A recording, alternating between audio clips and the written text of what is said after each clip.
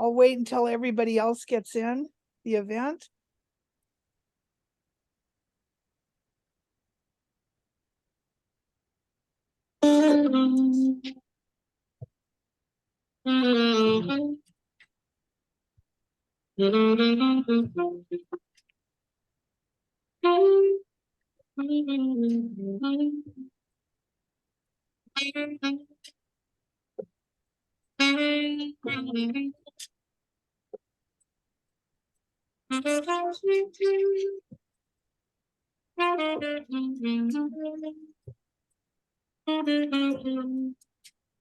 Do you have this nightclub video up, Wendy?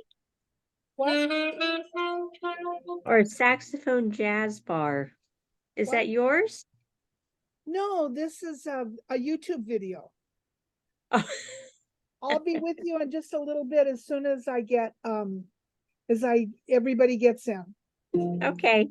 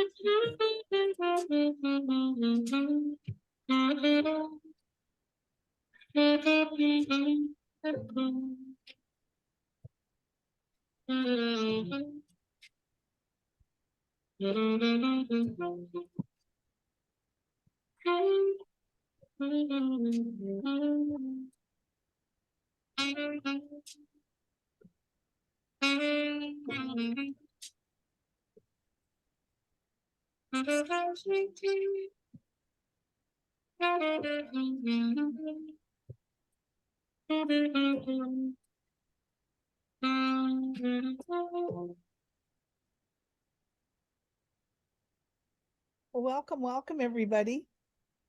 Glad to have everybody here. So this is another event with about Stoic philosophy for Stitch, and Stitch is in 88 countries all over the world, with large numbers of members in Australia, the United Kingdom, Canada, and the United States. Welcome everybody. This is an event on toxic habits and how to stop them. Welcome everybody. Welcome. Hi, Wendy. Good to see everybody. So I have it ready and I will share my screen and then we will discuss. The video is only 15 minutes long, so it isn't long.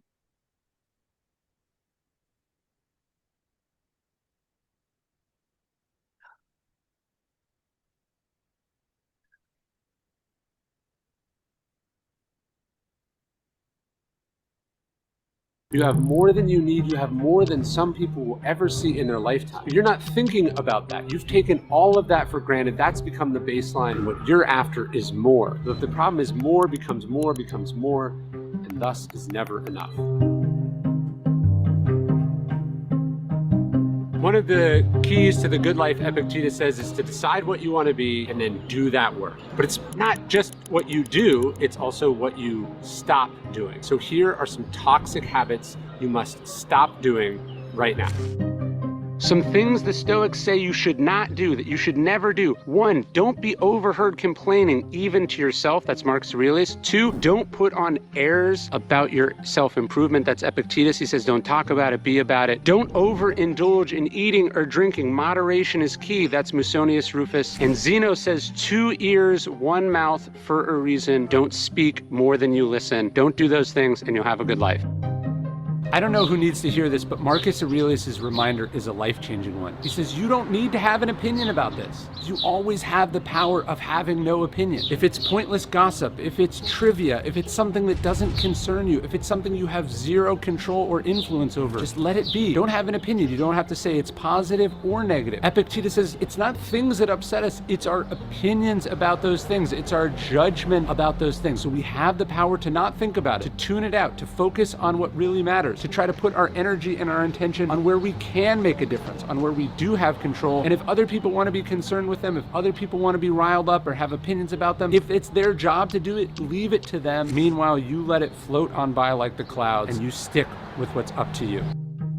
Ramit Sethi talks about this. He says, people are always talking about how they want to get their finances in order, they want to get better at money. And he goes, okay, have you read a book about money? Have you read a single book on this topic? And they're like, no, I was going to, or I bought it. If you've watched Knocked Up, the reason Katherine Heigl's character gets so mad at Seth Rogen, why didn't you read the baby book? This is this life-changing important thing, and you can't even read a book about it. The Stoics say, acta non verba, deeds not words. But sometimes the act of picking up a book is a deed. The first step, the first little bit of commitment to learning something, to growing, to changing. That's why I wrote The Daily Dad. I wanted 1 page a day of parenting wisdom. So it's not even a book that you read once. It is a book that you are reading, an ongoing process. But the point is, if you want to get better at something, if you have these goals, what statement have you made? What evidence is there that you're actually serious about it? And that often can start with a book. Stoicism was designed to help people live what the ancients called the good life. Its daily practices were there to teach people how to thrive, how to succeed,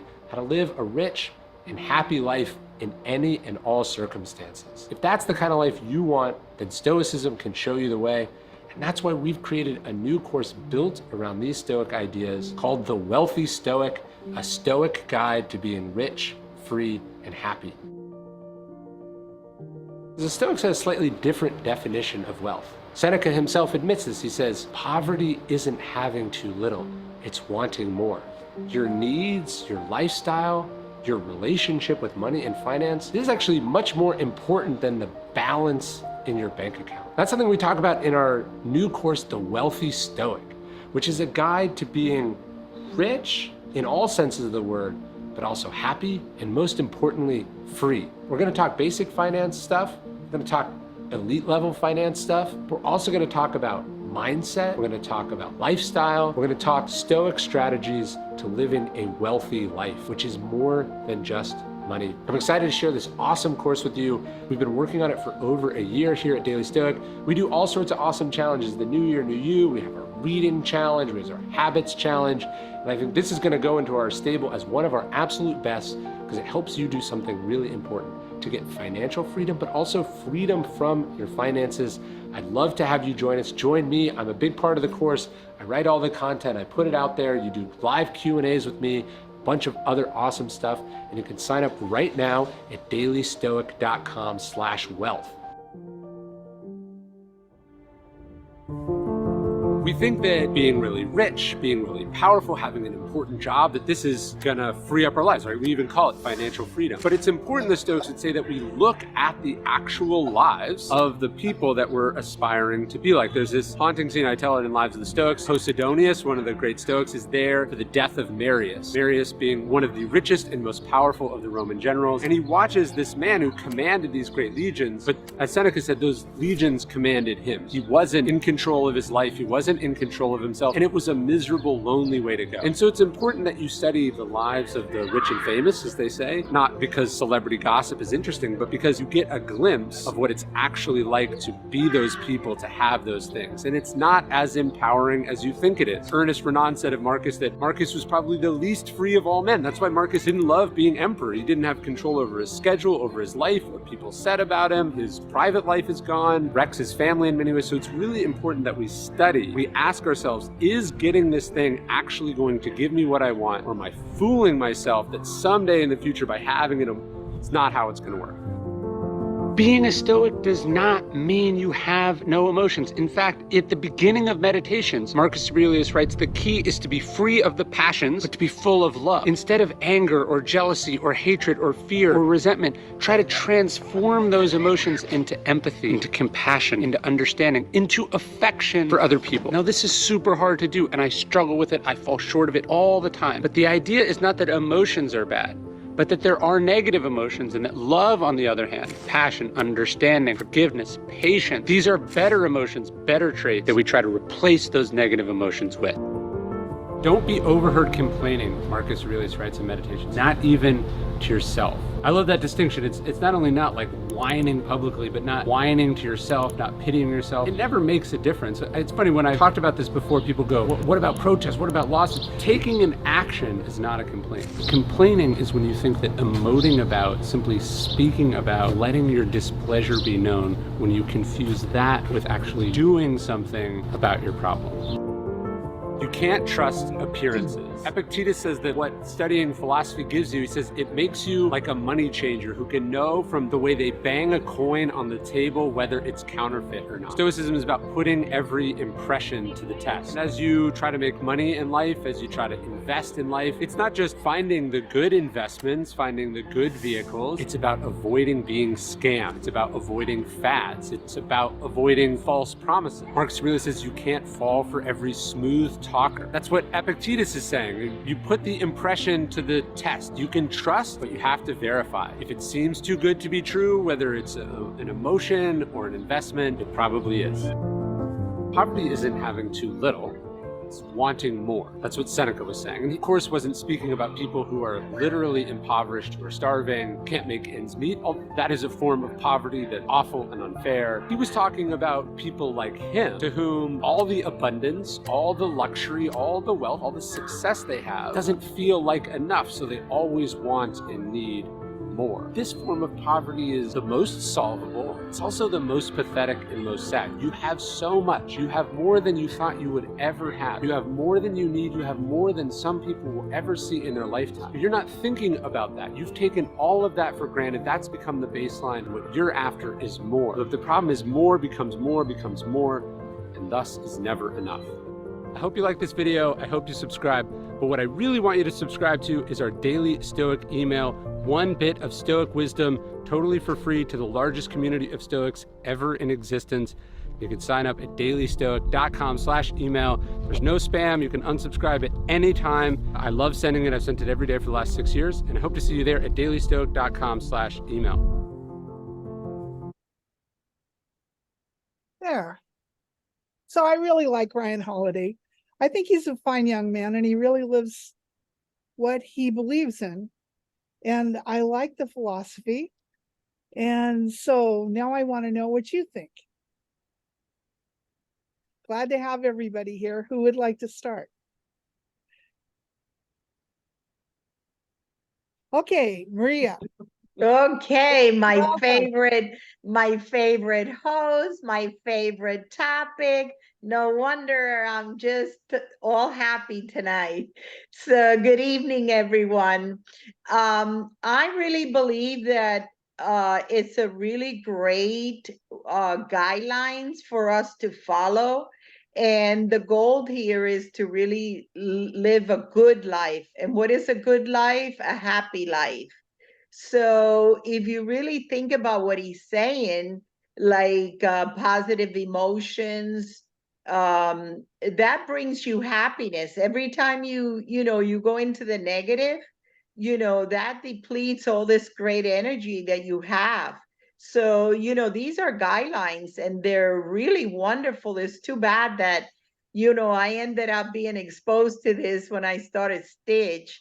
And nothing really resonated with me until I actually started to study Stoicism. And then the other thing that I thought was really good is like live a simple life. And right now we live such there's clutter everywhere. There's clutter when it comes to a lot of noise. I mean, there's clutter everywhere. I mean, there's clutter in the amount of stuff we have. I don't know, but I'm at a point in my life that I want less, and less is more. Thank you. Oh, thank you. That was very nice. Glad to see you. So, Oh, it's nice to see you, Wendy, and everybody else. yeah, glad to have you here. Susan from New York, what do you think? Pretty much agreed with everything he said. That people who have abundance seem to think they need more and more. And that you shouldn't tout your whatever it is yourself to others or express negativity, spreading negativity, but rather do something about the thing that you want to change. I agree with everything he said. It's really nothing I could. Thank you, Susan. Always good to see you. Thank you. So let's get somebody new. Bonnie, welcome, welcome, welcome. Please unmute and share. Thank you. Thank you. I also agree with everything he said. I do want to share that many years ago, an aunt of my husband mailed a list of things to have a wealthy life. And the very first one in big bold letters said, live below your means. Yeah. And that was something that my husband and I tried to do constantly, because that way we didn't worry about paying the bills. We didn't see a trinket and think, well, do we want this? No, because it's not within our means right now. So, I think that was I'm very grateful that she sent us that information. But I guess right at this point in my life, I have a question of how do I turn those negative thoughts into positive ones? So that's where I am. Well, one thing that Stoic philosophy believes in is having a gratitude journal, and journal about what you appreciate every day. That's one thing that he says. So let's go on to the Debbie from Los Angeles. Please let us know what you think. Please unmute. Welcome, welcome. Yeah, I thought it was really good. And I also, when he said, thinking about wanting more is making you feel like you're not enough, which I never looked at it like that before. So it's good to hear it, it's making me think about that. Thinking, oh, it's not enough. It's not enough. And then you go, well, yeah, maybe you don't need any more. And you're more than enough. You're more than enough. We're happy to have you here. Thanks. Ella from Fort Lauderdale. Please unmute and welcome, welcome. Glad to have you here. Hi, thank you, and good to see everybody. I always enjoy listening to this guy, and to me, these concepts are kind of common sense to me. He just reiterates the obvious to me.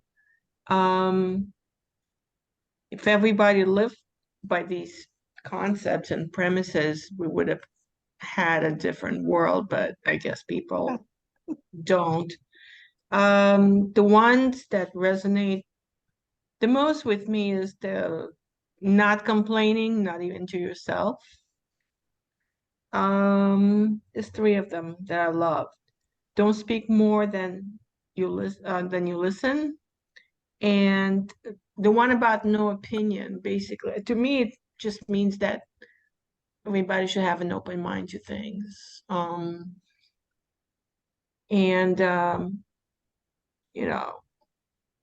I think to me, it also means that one should be able to accept a mistake, an error, and just move on, learn from that mistake, not stick to that train of thought that you had before. And that's pretty much it. Yeah. Thank you so much for sharing. It's wonderful. Thank you. Yeah. Okay, Kim, good to see you here. Thanks so much for coming in. Oh, yes. I love these events because for me, it's a chance to keep putting a brick to my head in terms of my self-improvement. Yeah. What really resonated with me, like Ella had mentioned, is the don't be heard complaining even to yourself. Because in my honest opinion, I complain way too much. And it's a reality check for me. I need to be cautious because of that. Especially when it relates to myself, not to mention others don't want to hear it many times, but because it doesn't serve a useful purpose when it gets right down to it. It just doesn't do me any good to do that. So I'm going to take that away from here and try to remember not the out of sight, out of mind. When I leave here, it's back to, just kind of out of my mind. Also, talking about books. It's very hard for me to read books and to get them to stick in my brain, but it's very important to do that. And so the books that I'm more successful with are self-healing books, self-improvement books. In those, I really take a keen interest, so I'm able to get through them.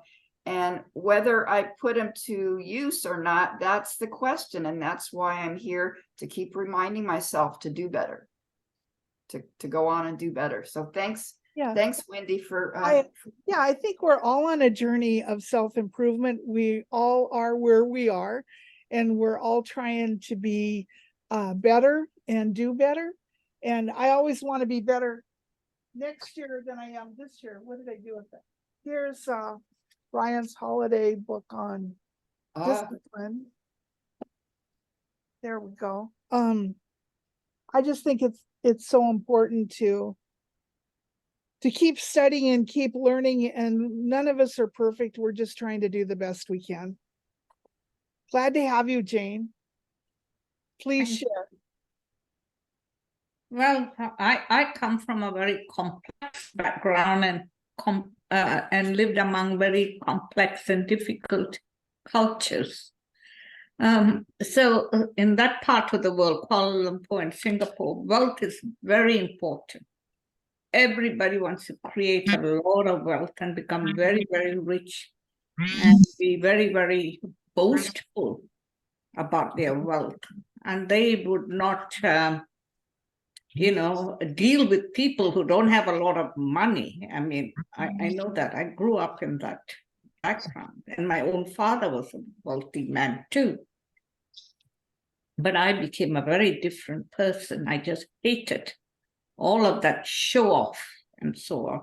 And so I taught in the poorest schools. And I just want to tell you that I have met very wealthy people and taught their children. For example, the Saudi ambassador's children, and beautiful women. So with all that wealth, and there was an Egyptian family with all the wealth, they couldn't cure their own illnesses, their own pain and worry and anxiety. And that was about 25 years ago. So I learned that money does not solve all your problems. You still have your headaches, you still have your anxieties, your fears, and everything. What I have learned over the years is that you've got to be a good, nice person and help your neighbors who are less fortunate than you are. If you can help somebody, that will heal your own anger, your own frustration. You're not, getting somewhere. That will heal you. And I just want to let you know that a month ago, I was just sitting, I was actually having a nap, and somebody was knocking on the door. I opened the door and I looked, nobody was there. And finally I opened the door, and there was a man with two young adults, and he was in a wheelchair.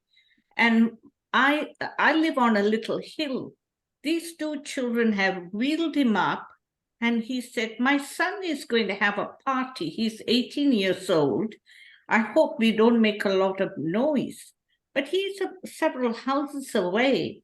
And I wondered what made him come up in that wheelchair, the two children. Did he have an accident? Did he have whatever? But you know what he told me? If you need any help, come to my home and ask me for help. He mentioned it twice. So I have a feeling that sometimes when you are a good person, you send out messages. You don't know that. You are sending out messages to other people, and other people are saying, there must be this lady that I want to talk to. Maybe he realized I was lonely or scared or frightened, and he came up on that wheelchair. I still haven't spoken to him. Maybe because he's a man and I'm a bit reluctant to go. So I always tell everybody, you know, we all have so much kindness in us in Stitch. You know, reaching out to somebody via Zoom or talking, and that heals our backache and, you know, whatever. Wealth is not greedy. Like I said, I've met many greedy, vicious people in my part of the world, and they are awful. But, you know, have less money and be just nice to people. It doesn't cost you anything to be nice. And that is where I like to end, you know. That's So beautiful. I have seen it all. So That's just beautiful. money doesn't bring you happiness. Extreme wealth doesn't. Yes. I agree. I think the most important thing you can be is nice and kind to everybody and Yes. in every interaction that you have. Mm-hmm.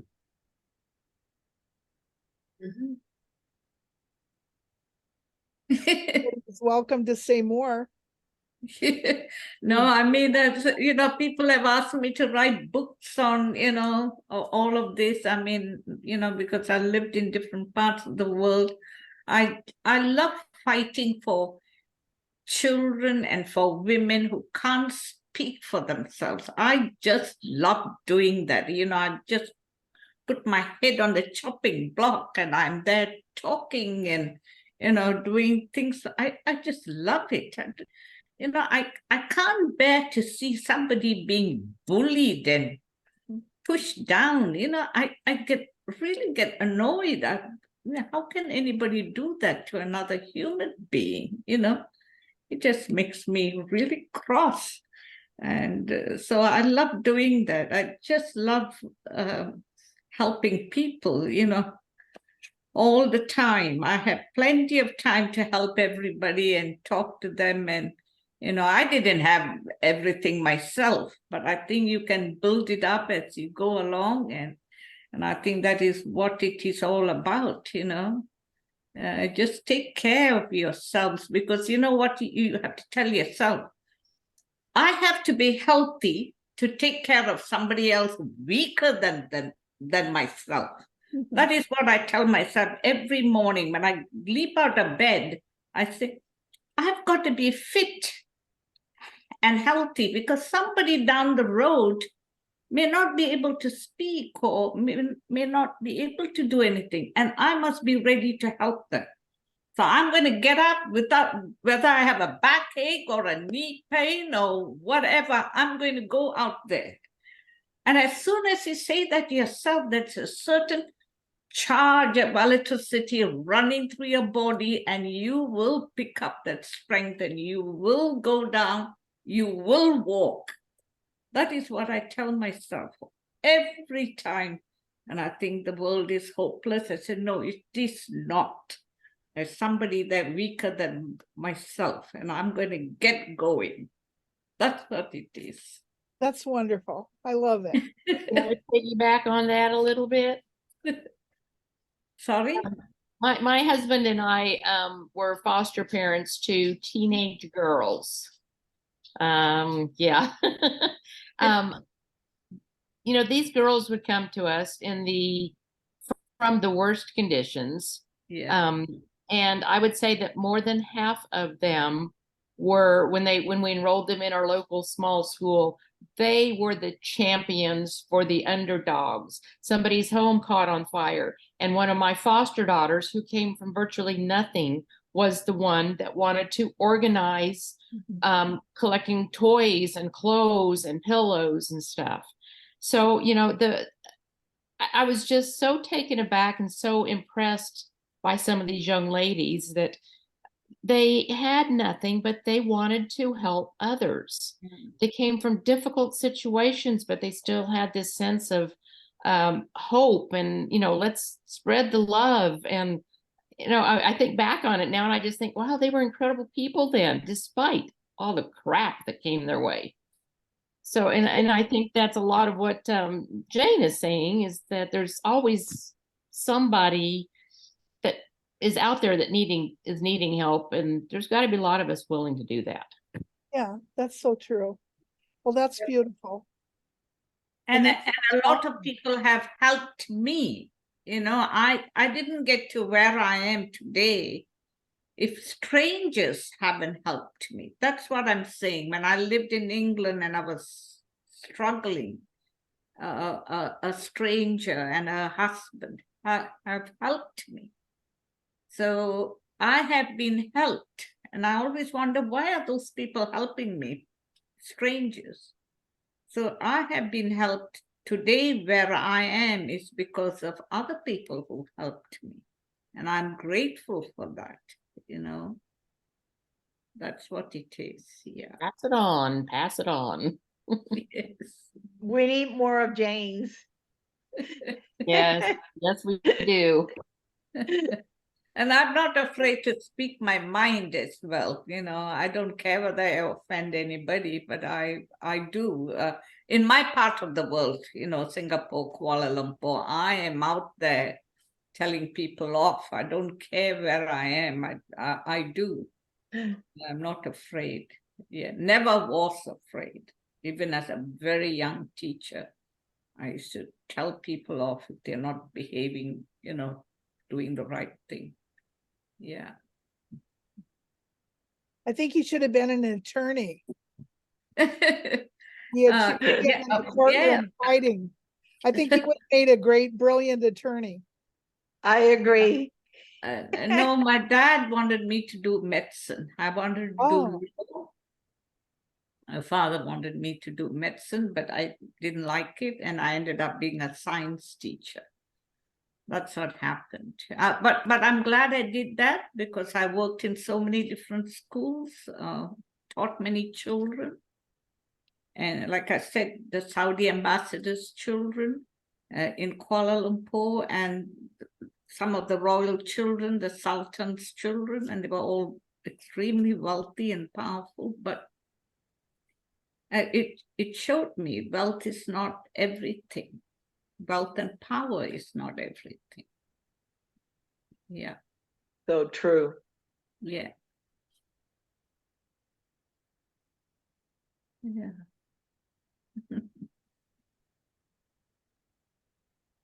Maybe one day I'll write a book about all the things that I've seen and done. People have told me over the years, and I've raised 2 children on my own as well, 2 girls, and they were there since they were 2 and 5 back in England. So there's nothing I don't know about life, and, you know, waiting for the next paycheck and wondering how to pay the bills. And so, you know, and I'm glad I went through all that. So I know what it is like. Yeah. I think you should start writing. How to survive well. Your daughters must be so proud of you. Sorry? Sure. They must be so proud of you, your children. For my daughters. But I think, you know, we have a formula thinking that our children will grow up nice, and I don't think so. I love my daughters. They live in another state. They fight among themselves over me. I have my differences with them. I let them live their own lives. Want to talk to me, they will. They don't want to, it doesn't matter. I don't ask them, why haven't you rung me up? or why haven't you done this? I don't. I'll leave them alone to get on to whatever they want to do. Because I think young people, they're not that young, they are 37 and 40, but they go through a lot of problems. They don't want to talk to their mom about, whatever they, and leave them alone. If they ring me on my birthdays, that's fine. If they don't, I don't care. I'm fine on my own. If people forget my birthdays or big days, I'm fine. I just rely on reading a lot of books or talking to my neighbor. So that is something that I think as women, don't expect too much from your children. If they want, The children should be of the world. yes, you've got other children who will appreciate you. Exactly. Freedom is very powerful. Yeah. So let them free. They were born for the world. Absolutely. That was my contribution to the world. Yeah. So Yeah, you raise them the best you can and set them out there to do the best they can. yeah, Exactly. yeah. It's a complex world. So when people say, "Oh, did your daughters do that?" I said, I don't care if they do or they don't. It doesn't matter. You've got other people around you. So Exactly. You make your own world. absolutely. That's your responsibility. You should be proactive and make your own life. A good life, a happy life. There we go again. So let us We need Stoic. yeah. Yeah. Let us be happy within ourselves. Exactly. It Rely on begins your with us. children, grandchildren. What did I do? What did I do wrong? And so don't punish yourself. Just think about how good a neighbor you are, or a friend, or the togetherness, and help each other out. And that's what I believe in. Yeah, we are just ordinary human beings, We don't have all the answers. Sometimes we get them wrong. So what? There is another day tomorrow to get it right. Yeah. And it's so wonderful here on Stitch. We have each Yeah. other. And I happen to have seen an event here on Stitch that Kim is celebrating her birthday. Is it your real birthday or is it your Stitch birthday, Kim? Muted. I just celebrated my Stitch birthday, my Oh, 3 okay. year. My Okay. 3 year, That's so yes. cool. Yeah, that's so cool. She's I was 3 That years is so old. neat. Do we get cake with that? Oh, sure, what kind? Yeah, only 3 years old, Kim. 3 years. But such a great 3 years it has been, with many more to come. Yeah. Many more to come, yeah. Yeah. Yeah, Stitch is wonderful. And we have each other Yes. and friendships that we build. And if we want to, we can celebrate our own birthdays, or we can celebrate birthdays of an event. And that's pretty nice, Yeah. Supportive people from all over the world. Yeah. And Wendy, you started me rolling, You were the one who taught me. Yeah. Yeah. Well, it's always nice to see you and nice to see everybody in here. Very grateful that you're here. I really like and value Stoic philosophy because I think that it really is in line with actually counseling philosophy and about how to be a good person. And he says, Ryan Holiday says, the most important thing we can all learn is to control our own emotions, and I think that that's true. Prisons are full of people who can't control themselves and control their emotions and their actions. And I think that that's very true. We've got to stay in our own lane and just do the best we can, focus on what's most important for us. And I'm very grateful for all of you and that you're here. And I'm grateful for your friendship. And I guess that's all for tonight. But unless you want to talk more, but this is it. Until next time. Thank you so much for joining me. Have a wonderful evening. Thank you for joining me. Thank you, Wendy. This has been great. Good to see everyone. Bye all. Thank you. Wonderful. Thank Bye. you, Wendy. Good night. Bye-bye. Take care. Good night. Bye. Bye. Bye.